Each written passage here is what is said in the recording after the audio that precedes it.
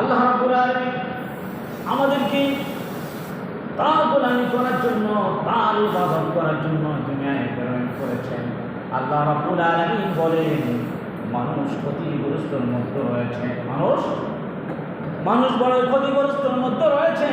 এবং আল্লাহ তাআলা কুরআনুল কারীমের ছোট্ট একটি সূরা সূরাতুল আসর আল্লাহ তাআলা নাযিল করলেন।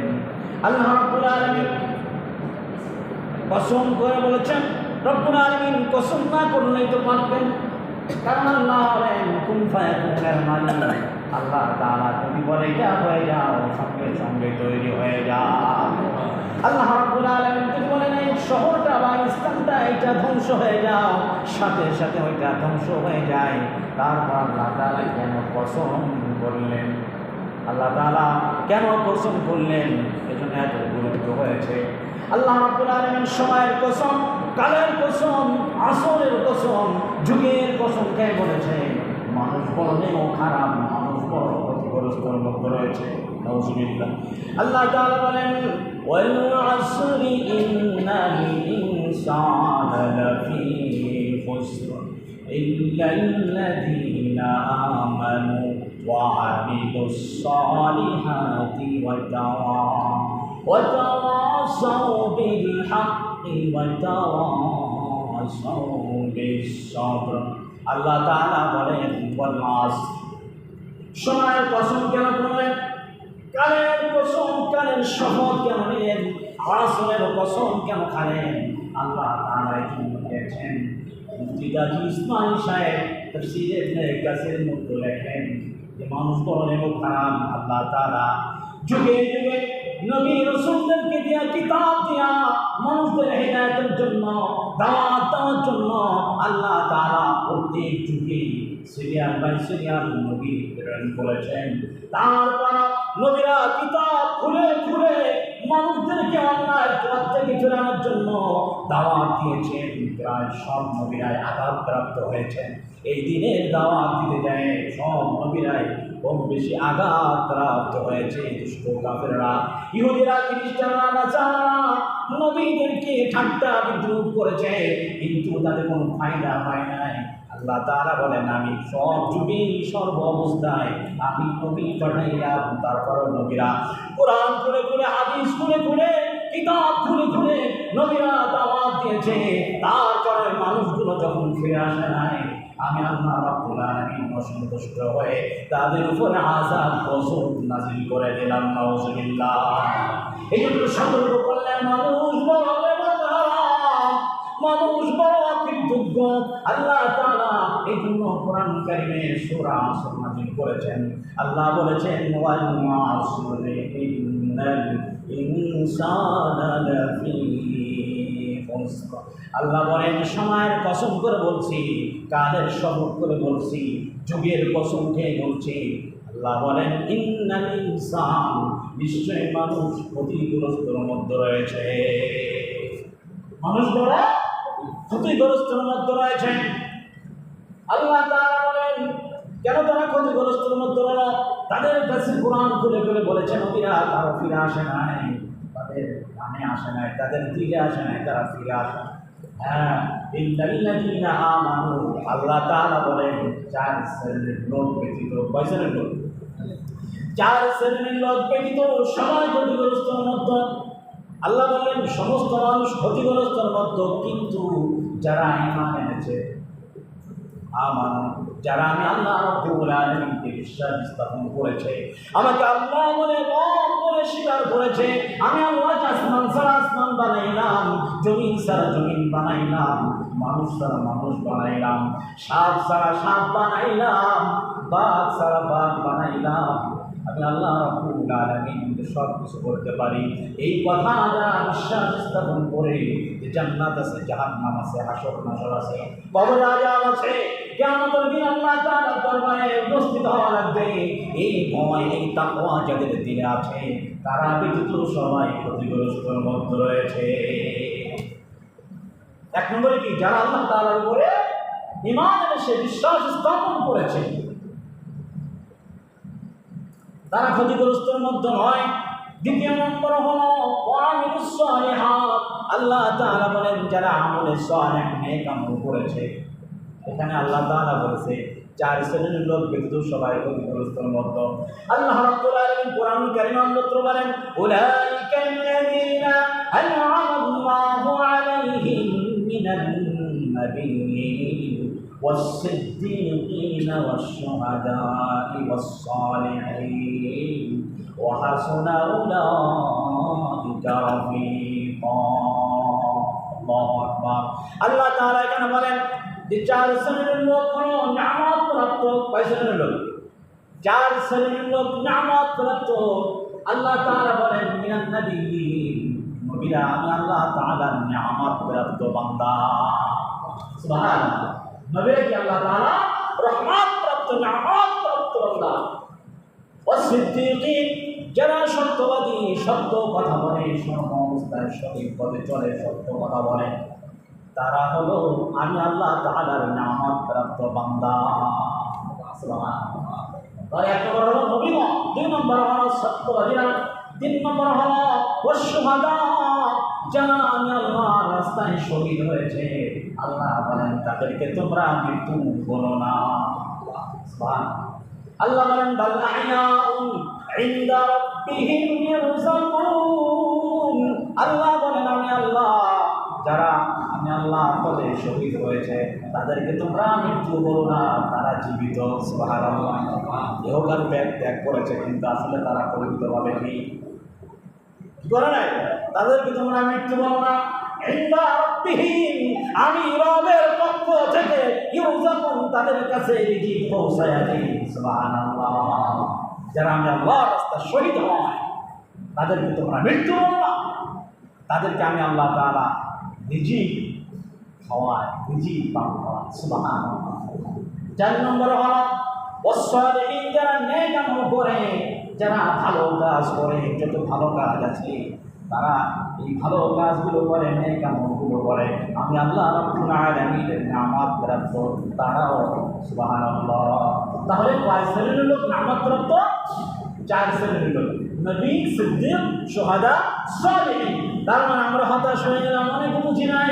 তাহলে নবী, সিদ্দিক, শুহাদা, সালিহিন তারা আল্লাহর নিয়ামত প্রাপ্ত। আমরা কি? আমরা তো সালিহিনদের ভিতরে আছি, ঠিক কিনা? আমরা তো নেক আমল করি, ঠিক না? আমাদের সমাজে এখনো শহীদ হয়, অন্যায়ের বিরুদ্ধে প্রতিবাদ করতে গেলে শহীদ হয়ে যায়, তারাও কি সেই দলের সাথে শামিল? তারা হলো কারা? আল্লাহ তাআলা বলেন ওয়া হাসুনা উলাইকা রাফীকা। এই চার শ্রেণীর লোক, এই চার শ্রেণীর লোক আমার নিয়ামত প্রাপ্ত বান্দা, এরা আমার বন্ধু। সুবহানাল্লাহ। এরা কি আমি আল্লাহ আমার প্রিয় বান্দা। সুবহানাল্লাহ। আল্লাহ রাব্বুল আলামিন এজন্য সূরা রাসূলের মধ্যে বলেছেন ইন্নাল ইনসানা লাফি খুসর, নিশ্চয় সমস্ত মানুষ ক্ষতিগ্রস্তের মধ্যে, তারা ব্যতীত যারা ইন্নাল্লাযীনা আমানু, যারা ঈমান এনেছে, ওয়া আমিলুস সালিহাত, নেক আমল করেছে। তিন নম্বর হলো ওয়া তাওয়াসাউ বিল হক, যারা সত্য পথে রয়েছে, সঠিক কথা বলেছে, অন্যকে সত্যের জন্য, সত্য পথে আসার জন্য, হকের পথে থাকার জন্য, হকের দাওয়াত দেওয়ার জন্য তারা নিয়োজিত। সুবহানাল্লাহ। নবীরা ছিলেন হক, নবীরা দাওয়াত দিয়েছেন হক, সত্য। আল্লাহ তাআলার ওলিরা, আল্লাহ তাআলার প্রিয় বান্দারা যুগে যুগে দাওয়াত দিয়ে আসছে, এখন দিচ্ছে, কিয়ামত পর্যন্ত তারা দাওয়াত দিয়ে যাবে, হকের পথে টিকে থাকবে, তারা হকের দাওয়াত দিবে, নিজেরা সত্য কথা বলবে, সঠিক কথা থাকবে, পরে অন্যকে দাওয়াত দিবে সত্য পথে আনার জন্য, ঠিক না? এই জন্য তিন নম্বর কি আল্লাহ তাআলা বলেন হকের পথে, সত্য পথে নিজেরা অটল থাকে, আর এই অটল থাকার জন্য আমার কাছে দোয়া করে রব্বানা লা তুযিগ কুলুবানা বা'দা ইয হাদাইতানা ওয়া হাব লানা মিন লাদুনকা রাহমাহ ইন্নাকা আনতাল ওয়াহ্হাব। হে আমার রব, হে আমার আল্লাহ, আপনি যখন একবার আমাকে হিদায়াতের পথে এনেছেন, হিদায়াতের রাস্তার উপরে যখন একবার এনেছেন, এই রাস্তায়, এই পথে টিকে থাকার, অটল থাকার, ইস্তিকামতের সাথে থাকার তৌফিক তুমি দান করো। হে আমার রব, তুমি আমার দোয়া কবুল করো। আমিন। হিদায়াতের পথে একবার যখন আল্লাহ তাআলা এনেছেন, নামাজ রোজা ইত্যাদি আমরা যখন নেক আমল করি, যখন আল্লাহ তাআলা আমাদেরকে দিয়ে এই কাজগুলো করাইতেছেন, আমরা এই দোয়া করবো, হে আল্লাহ, যখন একবার আমাকে বা আমাদেরকে এই পথে এনেছেন, এই পথে আপনার পথে নবীর পথে টিকে থাকার তৌফিক দান করবেন, আমিন। এভাবে দোয়া করা। 4 নম্বর হলো অথবা সাউবিস সবর। তাহলে 4 নম্বরে আল্লাহ তাআলা বলেন, যারা সবরে জামিল করেছে, সবরে ইখতিয়ার করেছে, ধৈর্য ধারণ করেছে, যারা ধৈর্য ধারণ করেছেন তারা ব্যতীত সবাই ক্ষতিগ্রস্তের মধ্যে কেমন ধৈর্য ধরেছিলেন আইয়ুব আলাইহিস সালাম। তার শরীরে পোকায় আক্রান্ত করে সমস্ত শরীর খেয়ে ফেলতেছিল, তখন আল্লাহ তাআলার কাছে কোনো অভিযোগ দেন নাই। সুবহানাল্লাহ। যখন তার জিহ্বায় পোকা লাগা শুরু করলো, তখন আইয়ুব আলাইহিস সালাম দেখা সহ্য হয় না, আল্লাহর কাছে কোনো অভিযোগ দেয় না, কারণ আমি তো আল্লাহর পক্ষ থেকে পাঠানো নবী। আল্লাহ যেটা ভালো করে আমার জন্য মঙ্গল করেন সেটাই হবে, আমি কেন আল্লাহর কাছে অভিযোগ দিব? যখন দেখলেন জিহ্বার সমস্ত শরীর যখন পোকায় খেয়ে গেলে, সর্বশেষ যখন জিহ্বায় তার পোকায় খাওয়া শুরু করলো, পচা শুরু করলো, তখন আইয়ুব আলাইহিস সালাম আল্লাহ তাআলার কাছে কাঁদলেন, রব্বি আন্নী মাসানিয়াদ দুররু ওয়া আনতা আরহামুর রাহিমিন। হে আল্লাহ, আইয়ুব আলাইহিস সালাম বলেন, আল্লাহ রে, কোনো অভিযোগ দিতে চাই না, আমি তো আপনার বান্দা, আমি আপনার নবী, আপনি আমাকে নবী বানাইছেন, আমি তো আপনার কাছে চাই আর নবী নেই নাই, আপনি আমাকে দয়া করে মায়া করে ইহসান করে নবী বানাইছেন। আল্লাহ রে, সমস্ত শরীর পোকায় খেয়ে শেষ করেছে, আমার কোনো তোমার কাছে অভিযোগ নাই। এখন তোমার কাছে আমি মিনতি করি, ফরিয়াদ করি, আল্লাহ, সেই জবান দিয়া, সেই জিহ্বা দিয়া তোমার নামের তাসবিহ জপ, ওই জিহ্বা যদি পচে করে শেষ হয়ে যায়, তাহলে আমি কার নামের জিকির করবো আমার জিহ্বা দিয়া? আল্লাহু আকবার। যখন আইয়ুব আলাইহিস সালাম এভাবে করোনা শুনে কান্নাকাটি করলেন, আল্লাহ, তোমার কাছে কোনো অভিযোগ নাই, তুমি যে জন্য তোমার প্রশংসা করার জন্য, তুমি যে আমার রব, আমি যে তোমার গোলাম, তুমি যে আমার রব, তুমি যে আমার বন্ধু, আমি যে তোমার গোলাম, তোমার নামের জিকির, তোমার নামের তাসবিহ যে জিহ্বা দিয়ে আমি করবো, ওই জিহ্বা এখন দেখি পচা শুরু হয়ে গিয়েছে। এখন যদি আমার এই জিহ্বা তোকে সব খেয়ে শেষ করে ফেলে, তাহলে তোমার নামের জিকির আমি কোন জিহ্বা দিয়ে করবো? এভাবে যখন করুণ সুরে কান্না শুরু করলেন, আল্লাহ তাআলা তার দোয়া কবুল করে নিলেন।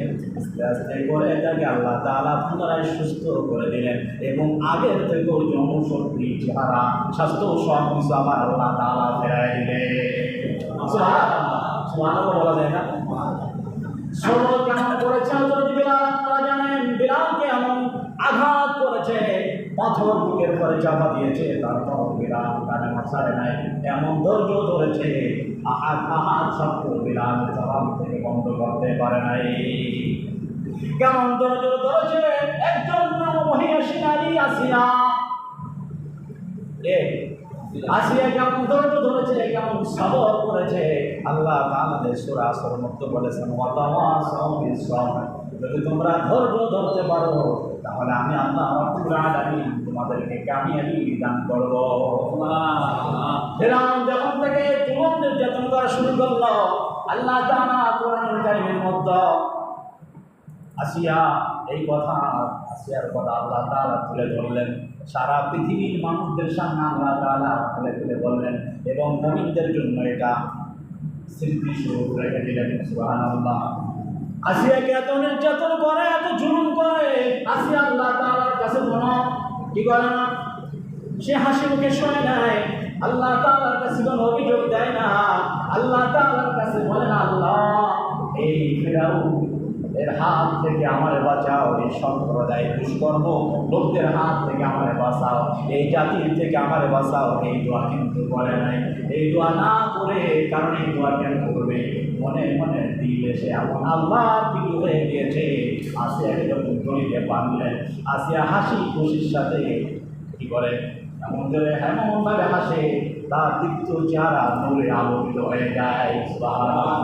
এবং ফিরআউনের দুষ্ট লোকেরা তারা দেখে আসিয়াকে এত জুলুম নির্যাতন করা হচ্ছে, একজন সামান্য নারী হইয়া, একটা মেয়ে লোক হয়ে এত জুলুম নির্যাতন সহ্য করে, তারপরও জবান থেকে তার হাসি ফোরায় না। সুবহানাল্লাহ। কেন হাসি ফোরায় না? তার কি যন্ত্রণা হয় না? অবশ্যই যন্ত্রণা হয়। তাকে যে জুলুম নির্যাতন করতেছে কষ্ট হয়, তারপরেও সে আল্লাহর কাছে বিচার করে নাই, বিচার দেয় নাই। আল্লাহর কাছে কি চাইলে সেটা আমরা বুঝবো, জানবো, শুনবো, আমল করার চেষ্টা করবো। আল্লাহ তাওফিক দান করে বলে আমি আসিয়া এই হাসিটা নুরানি চেহারাটা ফুটে উঠেছে, কারণ আসিয়া যে আত্মাটা এটা জান্নাতের দিকে যাওয়া শুরু করেছে। সুবহানাল্লাহ। আসিয়া বললেন ইদা ক্বালাত রাব্বি ইবনি লি ইনদাকা বাইতান ফিল জান্নাহ ওয়া নাজ্জিনি মিন ফিরআউনা ওয়া আমালিহি ওয়া নাজ্জিনি মিনাল কওমিজ জালিমিন। আল্লাহ তাআলার কাছে আসিয়া দোয়া করলেন। আল্লাহ কিন্তু বলেন না ফিরআউনকে ধ্বংস করো। ফিরআউনের কি ছিল? পত্নী, স্ত্রী ছিল। ফিরআউনের স্ত্রী আসিয়া সে জান্নাতে যাবে। আল্লাহ তাআলা তার জন্য জান্নাতের মধ্যে ঘর তৈরি করে রেখে দিয়েছেন। সুবহানাল্লাহ। আল্লাহ তাআলার কাছে আসিয়ার অভিযোগ দেন নাই যে আমাকে জুলুম নির্যাতন করতেছে, তুমি তার বিচার করো, তার ধ্বংস করো। এই দোয়া করে নাই। কি কইলেন? আল্লাহর কাছে কি চাইলেন? আল্লাহর কাছে চাইলেন রব্বিরলি, এ আমার রব, ইনদাকা বাইতান ফিল জান্নাহ, এ আমার প্রভু, আমার এই কষ্ট আমার কাছে কষ্ট মনে হয় না, যদি তুমি আমার জন্য তোমার কাছে কাছে জান্নাতের মধ্যে একটি ঘর নির্মাণ করো। সুবহানাল্লাহ। জান্নাতের মধ্যে একটি ঘর আমার জন্য তৈরি করো। মিন ফিরআউনা ওয়া আমালিহি ওয়া নাজ্জিনি মিনাল কওমিজ জালিমিন। আল্লাহ, এই ফিরআউন, তার দুষ্কর্ম, তার লোকদের এই কৃত্য কার্যকলাপ থেকে তুমি আমারে হেফাজত করো। মিনাল কওমিজ জালিমিন, আর এই জালিমের হাত থেকে তুমি আমারে রক্ষা করো। সুবহানাল্লাহ। জালিমের হাত থেকে হেফাজত করো। আল্লাহ তাআলা আসিয়ার দোয়া কবুল করে নিলেন। সুবহানাল্লাহ। আরে কেমন ধৈর্য ধরেছে ইতিহাস। ইতিহাস খুঁজলে বলতে বলতে সময় চলে যাবে, কিন্তু ইতিহাস শেষ হবে না। এই জন্য ধৈর্য, সবর সবার ভিতরে থাকা দরকার কিনা? অবশ্যই সবর করার দরকার। আল্লাহ তাআলা দিনে দিনে যেমন জালিমদেরকে শায়েস্তা করেছেন, কিয়ামতের দিন আল্লাহ তাআলা বলবেন আল-ইয়াওমা তুজজা কুল্লু নাফসিন বিমা কাসাবাত লা যুলমাল ইয়াওম ইন্নাল্লাহা সারিউল হিসাব। আল্লাহু আকবার। আল্লাহ তাআলা বলেন আজকে যা যা কৃতকর্মের সমস্ত পাপের শাস্তি তারা ভোগ করবে, তারা তাদের কৃতকর্মের কার্যকলাপের সব কিছু আজকে তাদের সামনে আমি আল্লাহ তাআলা খুলে খুলে দেখাবো। জানেন, জুলুম করেছ যারা আমার বিনম্রতা, তারা ধৈর্য সবরের অটল রয়েছে, তাদের সাথে তোমরা জুলুম করেছো। তারা আজকে আমি আল্লাহ তাআলা তোমাদের কারোর সাথে জুলুম করবো না। সুবহানাল্লাহ। লা যুলমাল ইয়াউম। আজ আল্লাহ তাআলা বলবেন যারা দুষ্কর্ম ছিল, ভালো কাজ করো আর খারাপ কাজ করো, যার যার আমল আমাদের সামনে পেশ করা হবে, স্পষ্ট খুলে খুলে আল্লাহ তাআলা দেখাবেন। লা যুলমাল ইয়াউম। আল্লাহ তাআলা বলেন আজ আমি কারোর যদি কোনো জুলুম করবো না, আমি জুলুমকারীও না, জুলুমকারীদেরকে ভালোবাসি না। যারা জুলুম করে আল্লাহ তাআলা তাদেরকেও ভালোবাসেন না। এই জন্য আল্লাহ তাআলা এই জন্য বললেন লা যুলমাল ইয়াউম, আজ কারোর প্রতি কোনো জুলুম করা হবে না। যে যতটুকু নেক আমল করেছে, ফামান ইয়ামাল মিসকালা যাররাতিন খায়রান ইয়ারা ওয়া মান ইয়ামাল মিসকালা যাররাতিন শাররান ইয়ারা। যে যতটুকু পরিমাণ যারা পরিমাণ ভালো কাজ করেছে সে তা দেখতে পাবে, যে যতটুকু খারাপ কাজ করেছে যারা পরিমাণ কোনো পরিমাণ যারা খারাপ কাজ করেছে আল্লাহ তাআলা বলেন তারাও সেটা দেখতে পাবে। ঠিক না? এই জন্য আল্লাহ বলেন আজকে আমি কারো প্রতি কোনো জুলুম করবো না। শুধু কি আল্লাহ তাআলা কিয়ামতের দিন জুলুম করবো না এটা বলেছেন? আল্লাহ তাআলা জুলুমকারী জুলুম করেন? নাউজুবিল্লাহ। আল্লাহ জুলুম করেন না, ইহকালেও না, পরকালেও না। জানেন যারা, তাদেরকে আল্লাহ তাআলা ভালোবাসে না। শিরিক করা যারা, তাদেরকে আল্লাহ তাআলা ভালোবাসে না। ইন্না শিরকা লাযুলমুন আযীম, নিশ্চয়ই শিরিক হচ্ছে মস্ত বড় জুলুম। নাউজুবিল্লাহ, নাউজুবিল্লাহ বললেন না। শিরিক হচ্ছে মস্ত বড় জুলুম। আল্লাহ তাআলা বলেন লা যুলমা আল-ইয়াওম, আজ আমি কারো প্রতি কোনো জুলুম করব না। ইন্নাল্লাহা সারিউল হিসাব, নিশ্চয় আমার হিসাব অতি দ্রুত গতিতে হয়ে যাবে। তার মানে অতি দ্রুত গতিতে যদি আমরা দৌড় দিই, অতি দ্রুত গতিতে কোনো কাজ করা শুরু করি, ভুল হয়ে যায় বা হয়, ঠিক না? কিন্তু আল্লাহ তাআলা বলেন আমি যত দ্রুত, আমার মতো এরকম দ্রুত গতিতে কেউ হিসাব নিতে পারবে না। আমি আল্লাহ রাব্বুল আলামিন দ্রুত গতিতে হিসাব নেওয়ার কারণে কোনোটা বাদ যাবে না। পাই টু পাই হিসাব দিয়ে আল্লাহ তাআলা বলেন ইকতারাবা লিন-নাস, সূরা আম্বিয়া শুরুতে বলে ইকতারাবা লিন-নাস হিসাবুহুম ওয়া হুম ফি গাফলাতিন মু'রিদুন, মানুষের হিসাবের সময়টা খুব নিকট, খুব কাছাকাছি। মানুষ কিন্তু এর থেকে মুখ ফেরায় নিয়ে গেছে, রাত হয়ে গিয়েছে। তার যে হিসাব হবে একেবারে সে বেখবর। ভাই আমার আপনার যখন মৃত্যু হবে তখন আমার হিসাব শুরু হয়ে যাবে, তার জন্য কিয়ামত শুরু হয়ে যাবে। এই জন্য ভাই আসুন আমরা জুলুম, নির্যাতন, অত্যাচার, অন্যায়, যত খারাপ কাজ আছে এই সমস্ত কর্ম থেকে আমরা ফিরে আসি। আল্লাহ তাআলা থেকে অভিজ্ঞান করবেন, আমিন। আর সূরা আসর থেকে আমরা জানলাম আল্লাহ তাআলা কসম করে বলেছে মানুষ ক্ষতিগ্রস্তের ভিতরে রয়েছে। যারা ঈমান আনছে, সৎ কাজ করেছে, ধৈর্য ধরেছে, হকের পথে রয়েছে, তারা ব্যতীত সবাই ক্ষতিগ্রস্তের মতো। আল্লাহ তাআলা আমাদের সকলকে ঈমানের পথে, হকের পথে, ধৈর্যের সাথে জীবন যাপন করা তৌফিক দান করুন। সকলে বলে আমিন।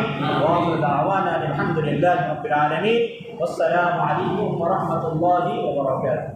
যারা সুন্নাত করেন না, চার রাকাত আমরা সুন্নাত নামাজ পড়ি।